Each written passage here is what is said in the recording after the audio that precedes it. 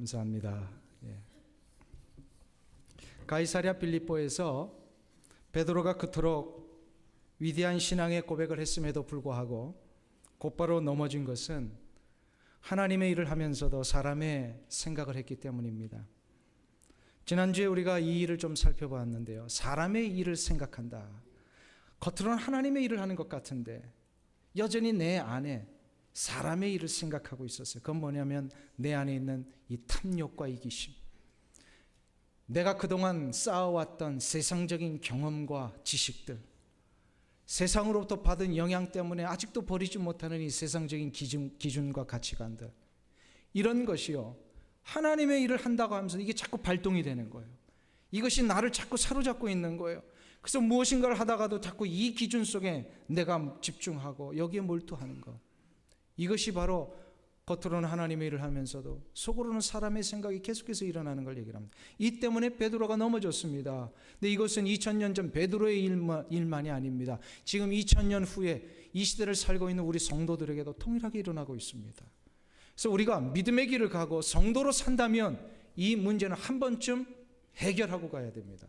그냥 가버리면 신앙생활 하면서도 여전히 넘어지고 여전히 그냥 처절한 피 흘림의 싸움만을 합니다. 그러니까 이 문제는 한 번쯤 꼭 짚고 넘어가야 돼요. 과연 내게 이런 문제가 있었는가 돌아보고요, 이런 문제가 있다면 이걸 해결해야 합니다.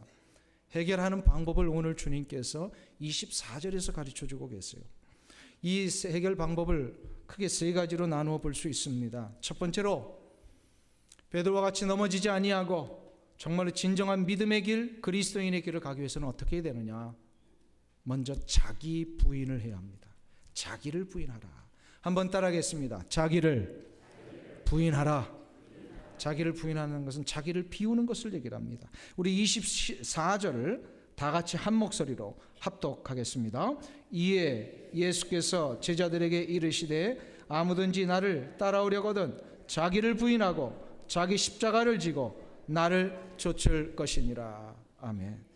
하나님의 일을 하면서도 사람의 일을 생각하게 되는 이유가 뭐냐면 자기 자신을 부인하지 못했기 때문입니다.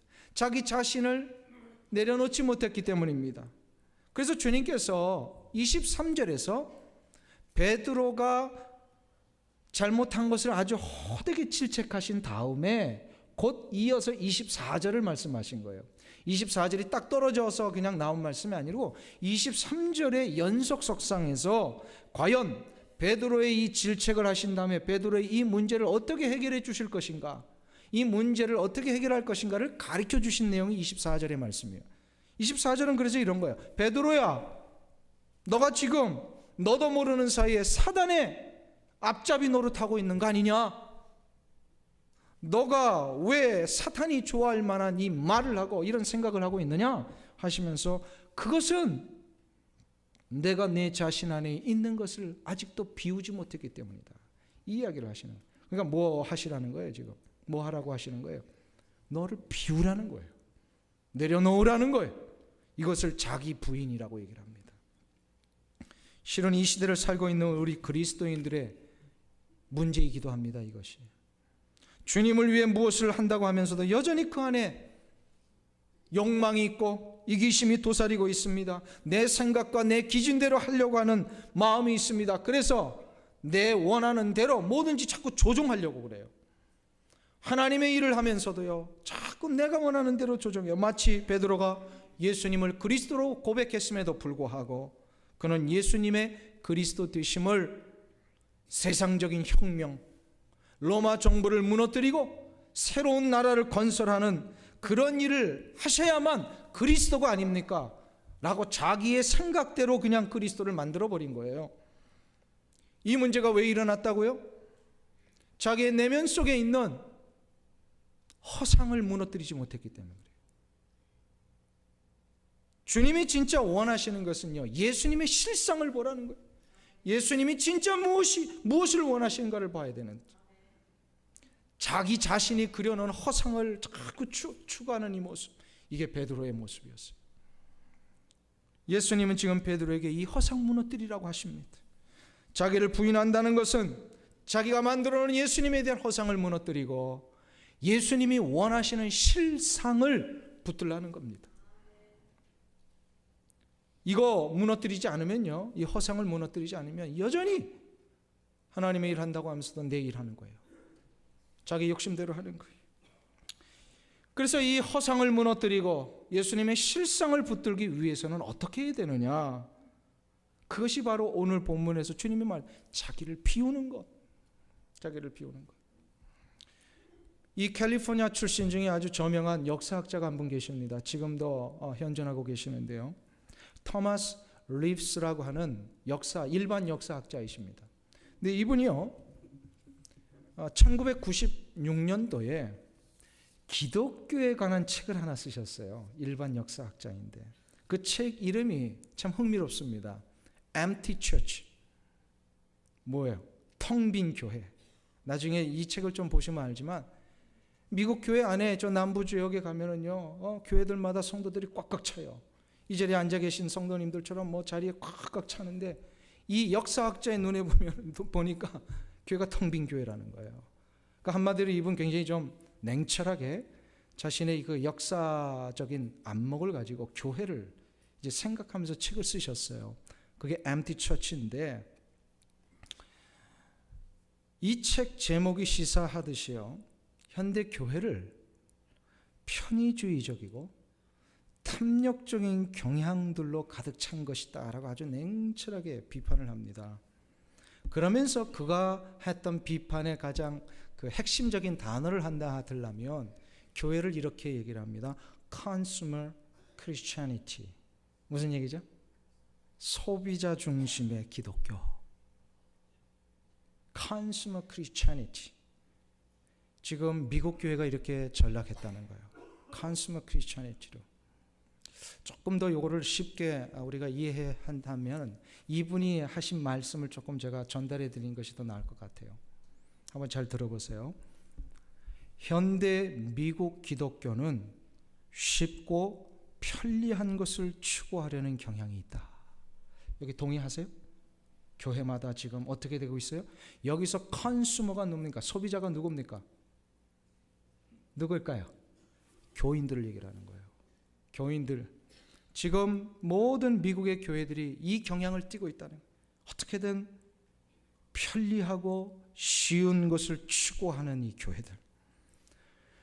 그래서 여기 이분이 이런 비판을 조금 더 합니다. 자기 희생이나 훈련, 겸손, 내세를 바라보는 눈, 영혼을 위한 열정, 하나님을 두려워하는 마음, 그리고 세상에 속하여 있는 수많은 사람들에 대한 이 사랑, 이런 것이 없어졌다는 거예요.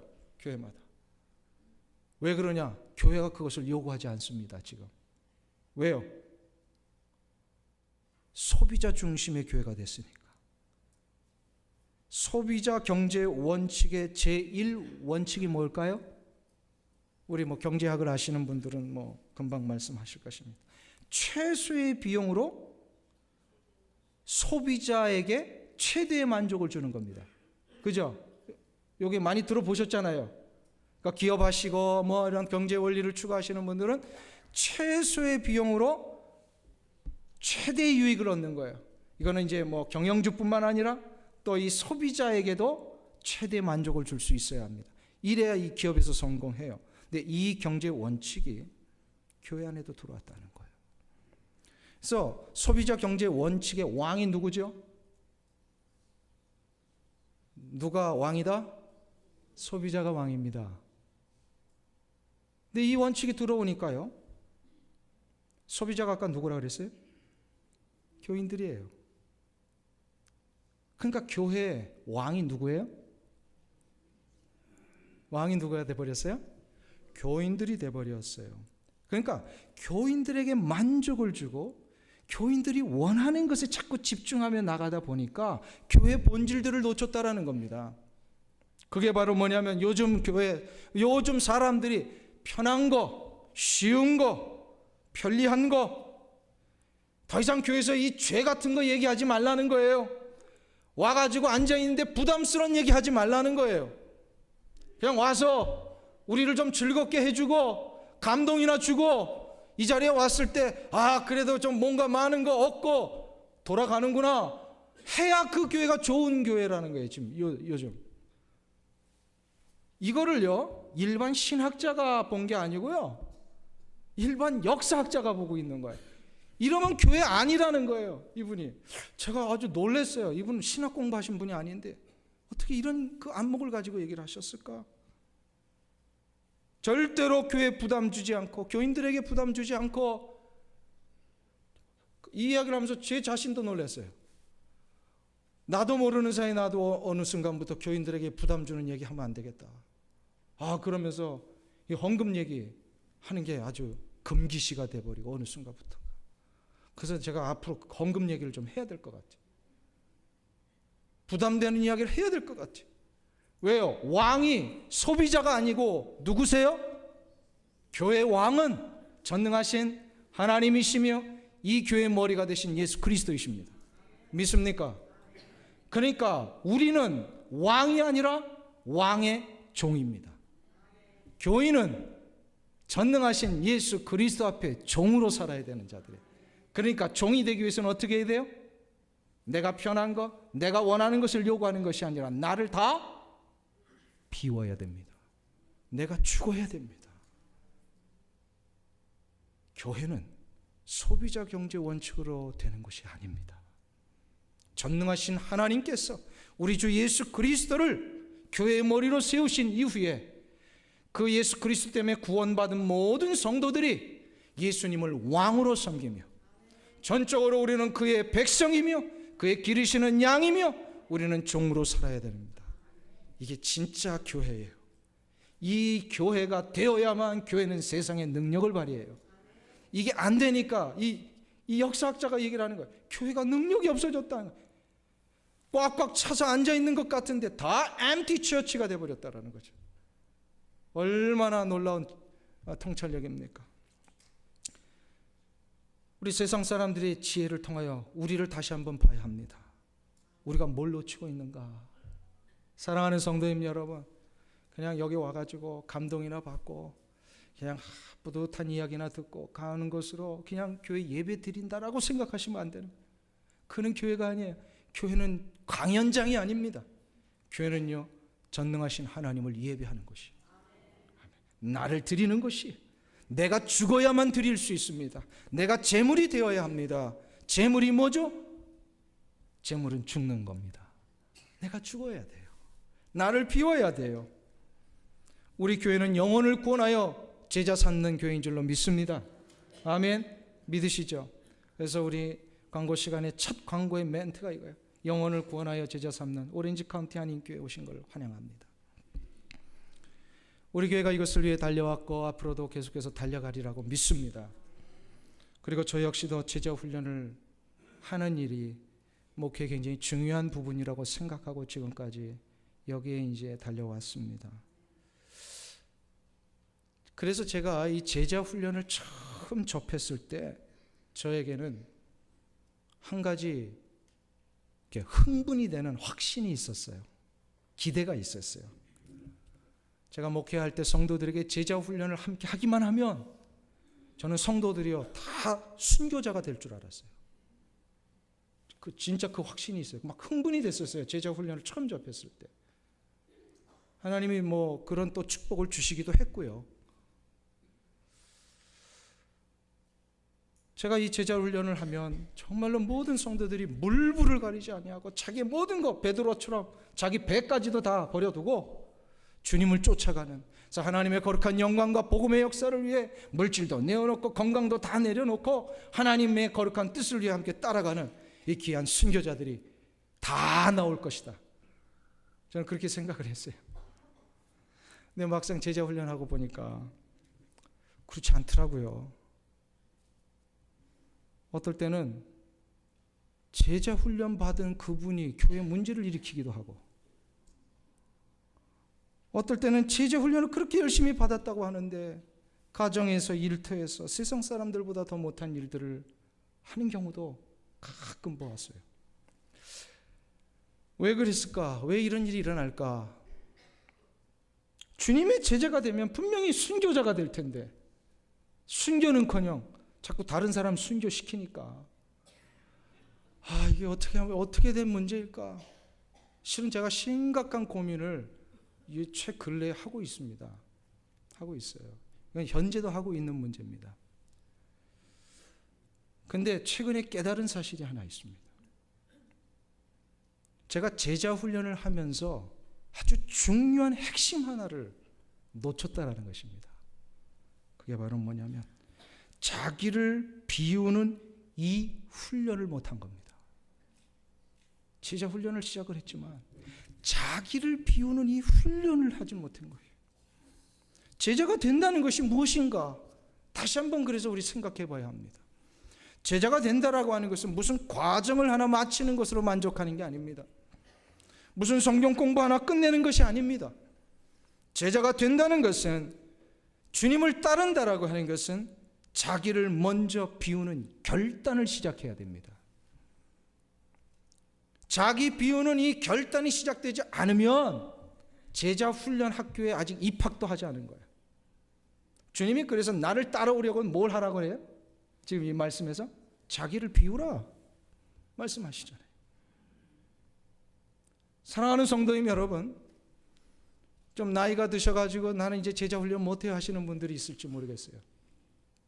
제자 훈련이라고 하는 이 공식적인 과정 좀 늦게 끝내셔도 괜찮습니다. 어떤 분은 지금 5년째 하시는 분도 있어요. 제자 훈련. 남들은 다 1년, 2년이면 마치시는데 그런 분도 있어요. 괜찮습니다. 중요한 것은 자기를 부인하는 훈련을 하면 됩니다. 큐티하는 방법을 정확하게 모르셔도 괜찮습니다. 그냥 성경 구절 줄줄줄줄 외우는 이 능력 없어도 괜찮습니다.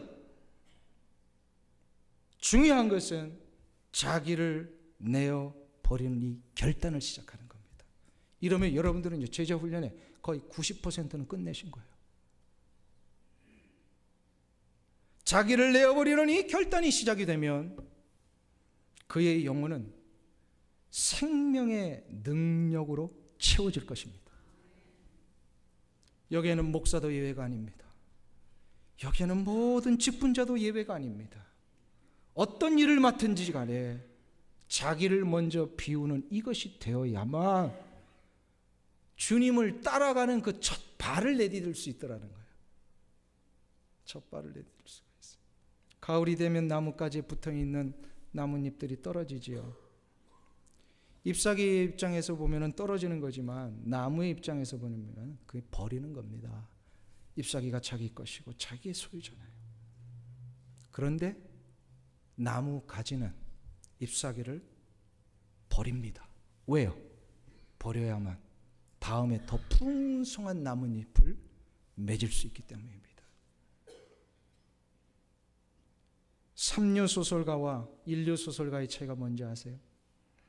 삼류 소설가는요, 자기가 아는 것, 자기가 만들어 놓은 모든 정보들, 이거 아까워서 버리지 못합니다. 그래서 그거를 소설 속에 다 활용하려고 쓰는 사람들. 그러니까 이 모든 자료들을 다 활용해서 표현해내려니까 나중에 가면요, 논리도 없고요, 그냥 산만해지고 초점을 잊어버려요. 근데 인류 소설가는요, 뭐가 다른지 아세요? 그 수많은 자료들, 수많은 것을 취재해 놨음에도 불구하고 뭘 버려야 될지를 아는 사람이에요. 무엇을 포기하고 과감하게 잘라내야 될지를 아는 사람이에요. 그래서 필요 없는 것들을 쫙 잘라내고 아주 절제된 언어로, 절제된 내용을 가지고 소설을 전개하는 동안에 그 소설은 많은 이들에게 감동을 주고 심금을 울리는 아름다운 작품이 됩니다. 집안을 이렇게 가보면요, 이 집안에 아름다운 것들을 장식하시는 분들이 많이 있어요. 어떤 집은 굉장히 심플하게 장식을 했는데 굉장히 고상하게 장식을 하셨어요. 근데 어떤 집들은 가보면요, 이 비싼 것들을 어디서 이렇게 다 구하셨는지, 그 많은 것들이 있는데, 그런데 가만 보면 너무 많아가지고 이 감동이 안 되는 경우도 있어요. 감동과 능력은요, 버릴 때 일어납니다. 버리잖아요. 여백의 아름다움은요, 우리를 다시금 새롭게 합니다. 십자가를 지고 주님을 쫓아간다는 거 하는 것은 바로 이런 겁니다. 내 삶에 있는 것을 버릴 줄 알아야만 주 예수 그리스도를 따라갈 수가 있습니다. 사랑하는 성도님 여러분, 주님을 따른다고 하면서도 그 내면 속에 있는 온갖 것들을 다 움켜쥐고 가면 그 사람의 길은요, 삼류 인생밖에 되지 않습니다. 내 것이지만, 내게 속한 것이지만, 아까운 것이지만 기꺼이 버릴 수 있을 때에 그 안에 놀라운 생명의 향기와 생명의 능력들을 발휘할 수 있을 줄로 믿습니다. 이 은혜가 여러분들 가운데 일어나시길 축원합니다. 두 번째로, 베드로의 이 넘어짐 앞에 우리가 다시금 이거 실수하지 않기 위해서는 어떻게 되느냐. 주님이 오늘 우리에게 말씀하십니다. 자기 십자가를 지고 가라. 자기 십자가. 24절에 보면 아무든지 나를 따라오려거든 자기를 부인하고 그 다음에 뭘 하시라고 그랬어요? 뭘 하라고 그러셨어요? 자기 십자가를 지고 가라. 자기 십자가가 뭘까요? 이 부분에 대하여 많은 분들이 오해하고 있습니다. 자기 십자가라고 할 때 자기 인생에 찾아온 고통이나 고난이나 아픔일 것이다. 그래서 많은 분들이 그런 그 푸념 같은 얘기 하시죠. 어떤 어려움이 있을 때 그냥 내가 그냥 지고 가야 할 십자가구나. 맨날 남편 보면서 제 십자가입니다. 뭐 이러면서. 근데 여기서 그 자기 십자가는 거 그걸 얘기를 하는 게 아니에요. 그죠? 자기 인생에 찾아온 고통을 지고 가라 이 얘기를 하시는 게 아니에요. 자기 십자가를 진다는 게 무엇인지를 알기 위해서는 주님이 지신 십자가의 의미를 바르게 우리가 다시 한번 정리해야 됩니다. 주님이 지신 십자가는요, 결코 주님의 잘못이나 죄 때문에 일어난 것이 아니었습니다. 주님이 십자가를 지셨다라고 하는 것은요, 하나님의 뜻입니다. 하나님의 뜻이에요. 그래서 하나님께서 인류 역사에 이 모든 인류를 구원해 내시기 위하여서 마련하신 특별한 그 구원의 방법이 십자가였습니다. 여기까지는 이해가 되시죠? 예, 십자가는 하나님의 특별한 이 구원의 방법론이었어요. 그렇지만 이 십자가가 예수님에게 쉬운 걸까요? 어려운 걸까요? 예, 쉽지 않았어요.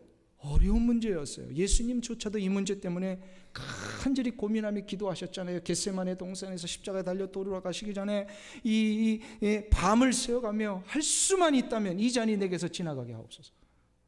그런 땀방울이 막 핏방울이 될 정도로 간절하게 기도하셨다라고 마태복음 26장에 보면 나옵니다. 그런데 이 기도 마지막에 예수님이 무슨 기도하시죠? 내 아버지여, 만일 내가 마시지 않고는 이 잔이 내게서 지나갈 수 없거든 아버지의 원대로 되기를 원하나이다. 이것이 예수님이 내리신 결론이었어요. 아버지의 원대로 되기를 원하나이다. 여기서 예수님이 생각하시는 십자가를 진다는 거 있잖아요. 십자가 자체가 더 중요한 게 아니라요, 십자가를 지는 게 더 중요한 거예요. 지금 이 문맥에서 십자가를 지는 게 무엇인가를 우리는 이 본문을 통하여 알 수 있습니다. 십자가를 진다는 것은요, 하나님의 뜻을 자신에게 담는 것을 얘기를 합니다. 지는 것은요, 하나님의 뜻을 담는 것, 다른 말로 전적인 순종입니다. 예수님께서 베드로를 비롯한 기독교 역사에 앞으로 있을 모든 성도들 향하여 이 얘기를 하고 계시는 거예요. 주님을 따른다고 한다면 하나님의 뜻을 자신의 인생 속에, 자기의 인격 속에 담으라는 겁니다. 우리가 이 세상을 사는 동안에 하나님이 우리에게 주신 십자가가 굉장히 다양합니다. 우리가 자꾸 예수님의 십자가를 지는 것만 생각하는데 예수님이 지셔야 할 십자가를 지신 거예요. 이건 어느 누구도 할 수 있는 일이 아닙니다. 예수님만이 하실 수 있었어요. 그러니까는 자기 십자가라고 얘기를 하잖아요. 자기 십자가. 이분에게 십자가가 다르고 저분에게 십자가가 달라요. 어떤 분은요, 이 세상 사는 동안에 자신의 생명을 놓는 일을 하면서 헌신해야 되는 분이 있어요. 그게 십자가에 하나님이 그분의 인생에 그 뜻을 주셨어요. 어떤 분은 그분에게 주신 물질과 건강을 가지고 다 연약하고 불쌍한 지체들을 위하여 나눠주며 베풀며 살라는 이 하나님의 뜻을 부여해 주셔서 이게 그분의 십자가예요. 하나님께서는 우리 모두에게 각양각색의 십자가를 허락하셨습니다. 이때에 우리는 분명히 알아야 합니다. 나를 비우고 하나님이 내가 지라고 하신 하나님의 뜻을 진짜 지고 간다면 한 가지 증거가 나타납니다. 증거. 진짜 나를 비웠고 진짜 하나님의 뜻을 담았다고 한다면 한 가지 증거가 있어요. 이거 안 되면 이 증거 나타나지 않습니다. 그게 뭔지 아세요? 다른 이의 십자가가 더 이상 이제 내 눈에 보이지 않습니다. 내 십자가만 보입니다. 무슨 얘기냐면요, 다른 사람의 십자가를 나의 십자가와 비교하지 않는다는 겁니다. 우리 가끔 살다 보면 신앙생활, 하나님, 내가 하나님 앞에 뭐 잘못했습니까? 내가 저 사람보다 헌신하지 못한 게 뭐가 있습니까? 그런데 저 사람은 어떻게 이렇게 십자가도 이렇게 얇고 작은 십자가를 주시고 나는 지고 가기도 힘든 버거운 이런 십자가를 주십니까? 자꾸 이런 어떤 비교를 할 때가 있어요. 아니 맨날 주일도 한 달에 한 번밖에 안 나오는 저 집사님은 아프지도 않는데 나는 맨날 주일 예배 나오고 주를 위하여 섬긴다고 하는데 맨날 감기 걸리고 말이에요. 어디 아프다고 병원 찾아가야 되고. 하나님이 도대체 왜 이랬습니까? 이게 왜 그런지 아세요? 자꾸 비교가 되는지 아세요? 완전히 자기를 비우지 아니하고 자기의 영혼 속에 자기의 삶 속에 하나님의 뜻을 전적으로 담지 않으면요 자꾸 비교합니다. 근데 이것을 완전히 담으면 어떻게 되냐? 다른 사람의 십자가가 보이지 않고요 하나님의 뜻으로 내 인생을 가득 채우시니까 어떻게 돼요? 하나님이 원하신 것만을 보게 되더라는 거예요. 아멘. 누가복음 23장에 보면 예수님이 십자가를 지고 가시는 그 골고다 언덕을 가시는 이 선상에서 예수님 혼자 가지 아니하시고요 그 옆에 수많은 인파들이 몰려 있었다라고 기록이 됩니다. 그러니까 예수님 십자가 지실 때 수많은 사람들이 있었어요. 성경에는 정확하게 표현되지 않지만 문맥을 보니까 아마 이런 사람이 있었을 것 같아요. 예수님 십자가 지고 가시는 거 보면서 조롱하는 사람이 있었을 것 같아요. 로마 병정들도 조롱했잖아요. 그죠? 또 이런 사람이 있었을 것 같아요. 예수님을 따라다녔던 사람들 가운데 정치적인 해방을 가져다 주실 것으로 알았다가 어느 날 갑자기 그냥 이렇게 힘없이 잡히셔가지고 죽으신다고 하니까요 이 배신감에 분노하면서 옆에서 예수님 야유하는 사람들도 있었을 것 같아요.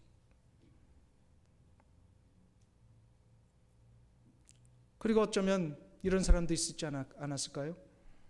그 주변에서 예수님의 십자가 때문에 그 지경거나 자기 일상의 삶을 살다가 일이 있어가지고 그 길 지나가다가 그냥 누군가가 십자가 지나가는 이 모습 보고 그 십자가에 아랑곳하지 아니하고 그냥 자기 장사 그대로 하는 무관심하고 아랑곳하지 아니하고 장사만 하는 사람들이 있지 않았을까요? 이 모든 상황들을 예수님이 십자가의 길 비아 돌로로사를 걸어 올라가시면서 다 들으셨고 다 보셨어요. 근데 예수님의 반응이 뭐죠? 거기에 대해서요? 아랑곳하지 않으셨어요. 묵묵히 그 길을 가셨어요. 어떻게 그게 되실 수 있었을까요? 왜 그렇게 하실 수 있었을까요? 도대체 그거 뭐 예수님 하나님의 아들이시니까 전능하시니까 그거 되는 거 아닙니까? 아니에요. 지금 이 상황에서는 예수님 완전한 인간으로서 이 십자가를 지고 가신 거예요. 고통이 막 극에 다르셨어요. 완전히 초죽음이 되셨단 말이에요. 그러니 예수님 아랑곳하시는 그런 게 아니라 이거 완전히 모든 인간의 모든 것을 다 안고 가시니까요. 이게 쉬운 일이 아닙니다. 제가 이번에 성지순례에서 가장 좀 기대하면서 준비했던 것이 이 예수님이 십자가 걸어가신 비아 돌로로사를 저도 뭐 그때의 십자가는 아니지만 작은 모형 십자가를 좀 지고 걸어가 보는 것이었어요. 다행히 우리가 그 길을 갔을 때는요 선교사님이 지혜가 있으셔가지고 아주 이른 새벽에 사람 없을 때 가자 그래가지고 그때 가서 참 그 은혜를 많이 받고요. 영적인 일에 자꾸 묵상할 수 있었어요. 근데 어떤 염려가 있었냐면요. 낮 시간에 가잖아요. 그러면 그 지금 비아돌로로사 양쪽 길은요. 아랍 상인들이 다 진립해 있습니다. 장사를 해요. 그래서 우리가 조금이라도 영적인 일을 막 몰두하면서 묵상하려고 하면요. 이 장사치들이 방해를 해가지고 집중이 안 되는 거예요. 그 성지순례 가보면 아시겠지만요. 가는 곳마다 다 아랍 상인들이 그 어린아이들이 나와가지고요. 뭐죠? 세계 1달러, 세계 1달러 하면서 어떻게 한국말을 배웠는지. 한국말로 하더라고요, 한국말로. 1달러, 1은 한국말이야, 달러는 영어인데 말이에요. 완전히 메스업 돼가 이게 한국말인 줄 알고. 만일에 제가 그 상황을 제가 대입을 해봤어요. 이 길에 2000년 전에 제가 그 십자가를 지고 갈 때에 있던 애가 쭉 달려오더니 십자가를 지고 가는 날 향해서요. 물건 하나 들면서 1달러 하면서 팔아달라고 한다면 제가 어떻게 반응을 했을까? 아무리 생각해봐도요. 그때 화를 냈을 것 같아요. 저는. 너 지금 내가 십자가 지고 가는 거 안 보이냐? 거룩하신 하나님의 이 역사를 이루고 가는데 지금 1달러가 뭐냐 이 말이에요. 1달러가 어떻게 이 거룩한 일을 하는데 이 세속적인 것을 가지고 나를 방해하느냐 하면서 저는 못 견뎌 있을 것 같아요. 근데 주님은 어떻게 하셨어요? 이 상황 속에서 아무런 대꾸도 안 하셨어요. 묵묵히 그 길을 가셨어요. 수 없는 사람들의 야유와 비난과 손가락질이 막 아우성쳐서 있었을 것 같아요. 그런데 그 길을 가셨어요. 어떻게 그게 가능했을까요? 한 가지입니다. 완전히 예수님께서 비우시고 전능하신 하나님의 뜻을 당신의 몸에 다 채우셨으니까 다른 게 보이지 않는 겁니다. 하나님의 뜻만이 보이는 거예요. 하나님의 뜻에만 집중할 수 있었던 거예요. 사랑하는 성도님 여러분, 자기의 십자가를 진정으로 지는 자는 다른 것이 보이지 않습니다. 비교하지 않습니다. 우리 집안과 다른 집안 비교하지 않습니다. 내가 먹고 사는 분량과 다른 사람들이 먹고 사는 분량 비교하지 않습니다. 내 아이들을 다른 아이들과 비교하지 않습니다. 진짜 나를 비우고 십자가를 지고 가는 자는 내게 허락하신 하나님의 뜻만을 보게 되어 있습니다. 이 길이 내가 가야 할 길임을 알기에 이 길을 끝까지 걸어가게 되어 있습니다. 사랑하는 성도님 여러분, 이 능력과 이 결단이 여러분들의 삶 가운데 일어나시기를 축원합니다. 마지막 한 가지가 더 있습니다. 베드로의 이 넘어짐을 우리는 다시금 반복하지 않기 위해서는 어떻게 해야 되느냐? 오늘 본문에 보니까 주님을 따라가야 된다. 주님을 따라가야 된다. 24절에 보면 마태복음 16장 24절 주님을 따라간다라고 하는 표현이 2번 나옵니다. 주님이 아무든지 나를 따라오려거든 이라고 하시고요. 그 다음에 두 번째로 자기를 부인하고 자기 십자가를 지고 나를 쫓을 것이니라 라고 하면서 이제 마지막에도 이 표현을 쓰셨습니다. 지금 우리 교회가 사용하고 있는 개역 성경은 이 단어를 따르는 것과 쫓는 것이다 라고 이렇게 달리 표현해서 번역을 해 놓았습니다. 저는 이 번역이 참 잘된 번역이라고 믿습니다. 요즘 나오는 개역 개정 성경은 이걸 구별 없애버렸어요. 첫 번째 나를 따르려거든 이렇게 번역을 했고 마지막 두 번째도 나를 따를 것이니라 이렇게 번역을 했습니다. 이건 좀 잘못된 번역이라고 생각을 합니다. 원어를 보면 첫 번째 나를 따르려거든 이라 했을 때 이 따른다라고 하는 헬라어가 에르코마이입니다. 그러나 두 번째 나를 따를 것이니라 라고 하는 것은 아콜루테오라고 하는 단어를 씁니다. 전혀 다른 이야기입니다. 다른 거예요. 첫 번째 나를 따르려거든 할 때 이거는 자유를 주신 거예요. 아무든지 나 다 따라올 수 있다는 거예요. 그건 너희들이 선택하는 것이다라는 거예요. 누구든지 주님을 따르기 위해서 곁에 올 수 있어요. 이거는 아르코마이라고 하는 것은 그냥 come to Jesus. 예수님 옆에 그냥 가는 거예요. 아무 생각 없이 주님의 뜻과 상관없이 물리적으로 그냥 주님 옆에 있는 겁니다. 그냥 come에 대한 이야기예요. come to Jesus. 그러나 두 번째 말씀하신 아콜루테오라고 하는 것은요, 그게 아닙니다. 단순히 물리적으로 예수님 옆에만 가 있는 게 아니라요. 가려면 예수님의 뜻에 집중하고 예수님이 원하시는 목적이 무엇인지를 바로 알아 자기를 비우고 하나님의 거룩한 뜻을 자기 자신 안에 가득 채운 후에 예수님을 follow하라는 거예요. Come to Jesus가 아닙니다. Follow Jesus. 예수님을 따라가는 것, 쫓아가는 것, 이것은요 자기를 내려놓고 자기를 완전히 부인한 자만이 할 수 있는 겁니다. 그래서 우리가 예수님을 follow 해야 합니다. follow, 아콜루테오를 해야 됩니다. 믿음의 길을 간다는 것은 주님을 따르는 것입니다. 믿음의 길은 결코 나의 목적을 위함이 아니라 주님의 거룩한 뜻을 위하여 나를 맞추는 것입니다. 미국의 사우스 이스트 배프티스트 처치, 크리스천 처치를 지금 섬기고 계시는 카일 아이들먼이라고 하는 목사님이요, 수년 전에 책을 하나 쓰셨어요. Not a fan. 그러니까 팬이 되지 말라 이런 겁니다. 팬이 뭐죠? 연예인이나 운동선수에 대해서 막 열광하면서 이렇게 좋아하는 그 팬들. 이 책에서 이런 이야기를 합니다. 팬은 누군가를 열정적으로 좋아하는 사람이다. 온몸에 페인트 칠을 하고 선수가 사인한 운동 셔츠를 벽에 걸어두고 운동장에서 자기 원하는 선수를 열심히 응원한다. 하지만 정작 경기에는 나서지 않는다. 땀을 뻘뻘 흘리거나 달리거나 공을 차지 않는다. 고함을 지르며 응원은 하지만 경기를 위해 희생하지 않는다. 그리고 그들은 경기가 끝나면 어떻게 돼요? 미련 없이 자기 갈 길 갑니다. 이게 팬이에요. 이 이야기를 통해서 제가 한 가지를 좀 생각해 봤어요. 우리가 예수님을 믿는다고 하는데, 그리스도인이라고 하는데, 과연 우리는 그리스도의 팬인가? 아니면 follower, 제자인가? 한번 생각해 보기를 원합니다. 혹시 우리가 주님을 위해 믿음의 길을 간다고 하면서도 팬처럼 살고 있는 것은 아닌가?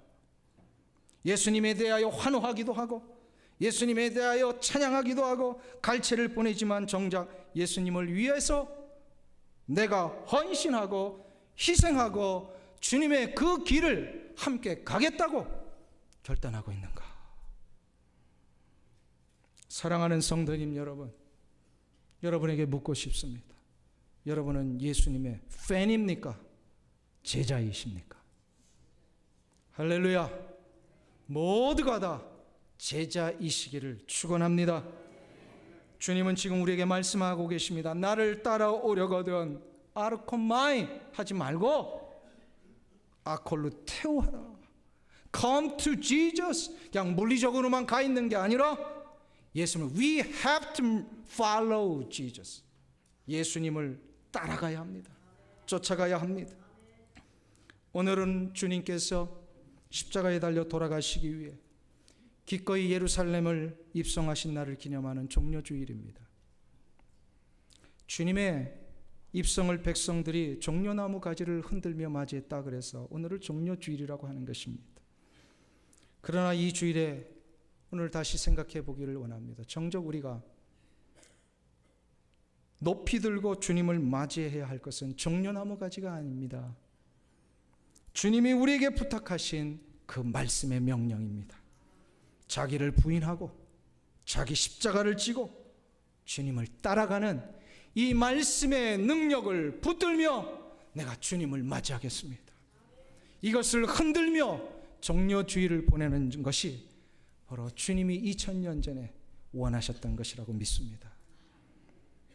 오늘 이 종려주일에 그래서 나를 위해 흘리신 십자가의 몸과 피를 먹고 마시는 성찬 예식을 거행하게 됩니다.